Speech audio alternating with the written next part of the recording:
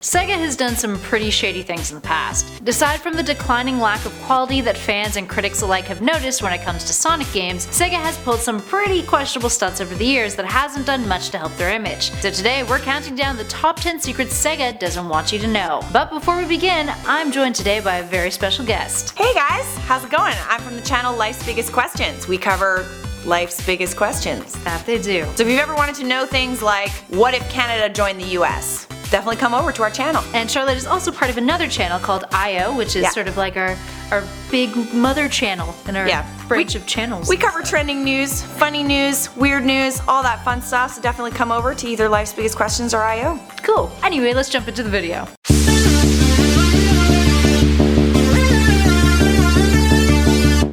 At number 10, their employees are bored. Our first number is a topic we've discussed on many a Sonic-themed list before on our channel. An ex-Sega employee by the name of Ben Andak published a scathing blog post under the username JPEG. Ben discussed the failings of Knight's Journey of Dreams, along with a laughable new Sonic game in the works concerning Sonic's transformation into a werewolf. He was talking about Sonic Unleashed. The post came out prior to the game's release. The accuracy of these made people believe what he was writing about was authentic, including a statement he made about the way Sega employees' morale for the company was low. Aside from calling out Sonic Team for having no passion, he noted that they are bored, weary, close-minded, and out of touch with any sense of what makes games good anymore. He also stated that making Sonic games was one of the reasons why Yuji Naka resigned in 2006. Up next, number 9, Sega Saturn. Moving on to a less shady point and lazier one, let's talk about the 1995 release of the Sega Saturn console. At the 1995 E3, Sega made an unexpected announcement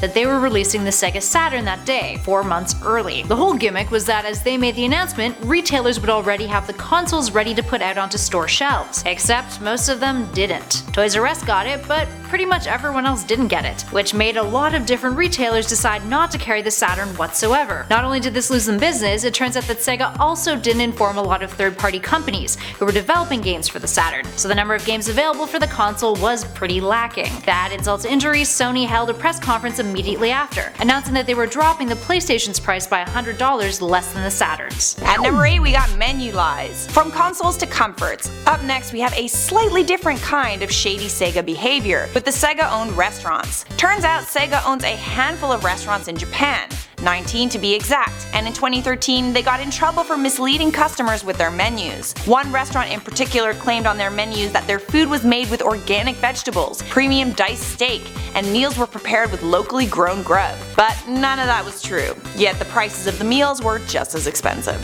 And at number 7, the Marlboro controversy. You know what's probably not a good idea? Advertising cigarettes in games geared towards kids. Yeah, there's a reason why there's laws against that these days. But back in the day, Sega had no problem slipping in advertising for Marlboro cigarettes. Advertising that was badly disguised, that is. In their arcade game Grand Monaco GP, a racing game, they slipped in ads that read Malbobo, with similar fonts and colors as the cigarette's regular marketing assets. The worst part about it? The ads weren't even authorized by Marlboro's parent company Philip Morris. According to David Rosen, the now ex-head of Sega of America, the whole mishap was due to an innocent attempt to mimic real life, so they weren't making any money off of it, and they ended up being sued by Philip Morris for copyright infringement. Doesn't sound like an overall good idea. At number 6, we've got stealing ideas. Apparently Sega doesn't have the best track record with major brands in general. Back in 2002 they ripped off a Nike advertisement, Frozen Moment, and recreated the commercial to advertise their Dreamcast game NBA 2K2. While copying an idea and repurposing it is often common in the advertising world,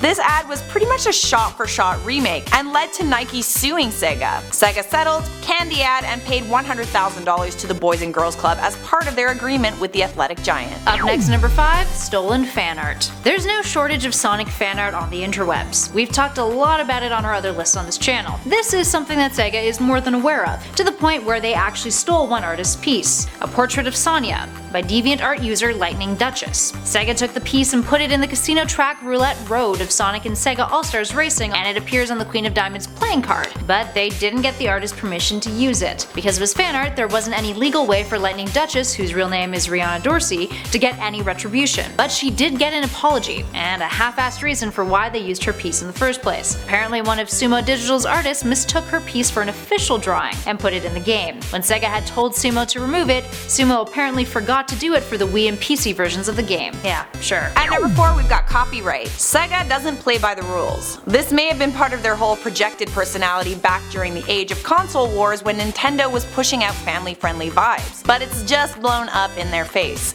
especially since they literally live up to that persona when it comes to copyright rules. There was a scandal over the Genesis game Revenge of Shinobi that was littered with copyright infringement. It featured drastically similar rip-offs of Batman, the Terminator, Godzilla, Spider-Man, and even Rambo. The game director described it as a game that felt like a Hollywood action film, but apparently that meant stealing properties from major Hollywood and pop culture, successes whose rights weren't owned by Sega. Eventually the game had to be altered 5 different times to change up the characters whose likeness they had stolen and to avoid getting sued. Up next at 3, the Keymaster. The Sega Keymaster was an arcade vending machine that let you unlock physical prizes by putting a key in the machine in just the right spot, kinda like one of those claw machines. Sometimes prizes like these seemed promising, but back in 2013 the Keymaster was proven to be a fraud when C. Stuart Brown of Manhattan sued Sega after they won at Keymaster twice and didn't get any prizes. If you take a look at the user manual of Keymaster, you'll discover a few sketchy facts. There's settings that can make the controls more inaccurate,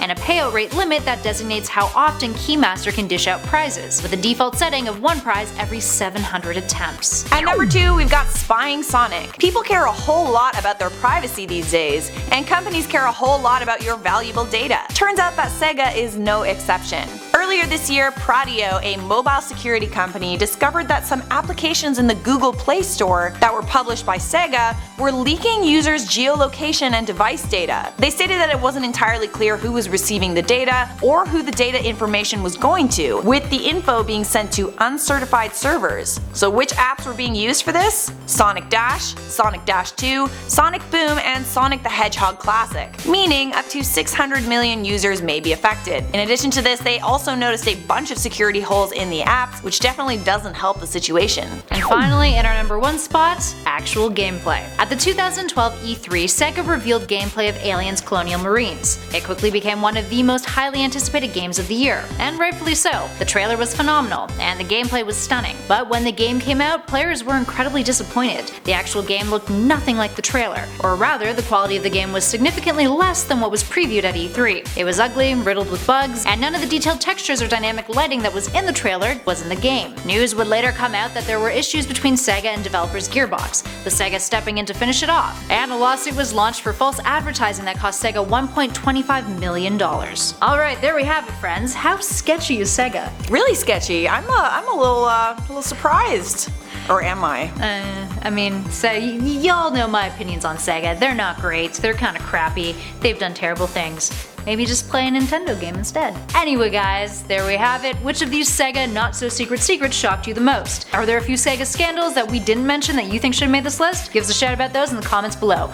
Big shout out and thank you to Charlotte for joining me today. Thanks for having me. Go check her out on LBQ and IO while you're at it. Make sure to check out the other videos on our channel in the playlist that's currently flashing on your screen right now. In the meantime, thanks for watching. Catch you all in the next one.